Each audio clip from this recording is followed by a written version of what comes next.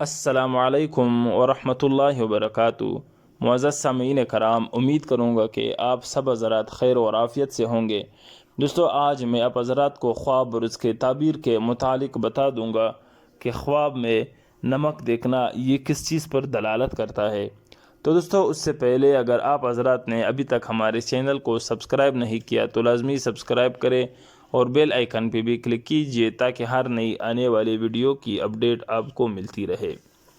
تو دوستو، خواب میں نمک نقد درہم اور نیک کام ہے، یعنی اگر کوئی شخص خواب میں نمک دیکھے، اسی طرح اگر کوئی خواب میں دیکھے کہ اس کے پاس سفید نمک ہے جسے بعض لوگ وائٹ نمک کہتے ہیں، تو اس بات کی دلیل ہے کہ اسی قدر نقد روپیہ اس شخص کو حاصل ہوگا، یعنی وہ حاصل کر لے گا۔ حضرت ابراہیم کرمانی رحمۃ اللہ علیہ نے فرمایا ہے، جو خواب کے بہت ہی بڑے معبرین میں سے تھے، یعنی جو اکابرین میں سے گزرے ہیں، تو وہ فرماتے ہیں اگر خواب میں کوئی دیکھے کہ اس نے نمک کھایا ہے تو اس بات کی دلیل ہے کہ زہد کی راہ وہ شخص اختیار کرے گا، یعنی وہ زاہد بنے گا اور نیک کام کرے گا۔ اور میلا سیاہ نمک جنگ اور جھگڑے پر دلیل ہے، تو اس پر بھی میں انشاءاللہ مستقلاً ایک ویڈیو بنا دوں گا۔ دوستو، حضرت جعفر صادق رحمۃ اللہ علیہ نے فرمایا ہے کہ خواب میں نمک جو ہے وہ 5 وجہ پر ہے، یعنی 5 چیزوں پر وہ دلالت کرتا ہے۔ نمبر 1 نقد روپیہ، یعنی نقد پیسے۔ نمبر 2 آبرو۔ نمبر 3 نیکی، اور نمبر 4 بہت سا مال۔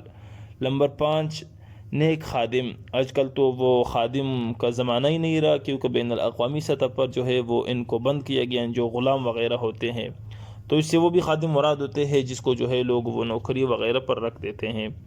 اور برا نمک خواب میں وہ 4 وجہ پر ہے، یعنی 4 چیزوں پر وہ دلالت کرتا ہے۔ نمبر 1 کوٹھا درہم، جسے ہم لوگ وہ کوٹھا پیسے بھی کہتے ہیں۔ نمبر 2 ناخوش باتیں۔ نمبر 3 غم اور مصیبت۔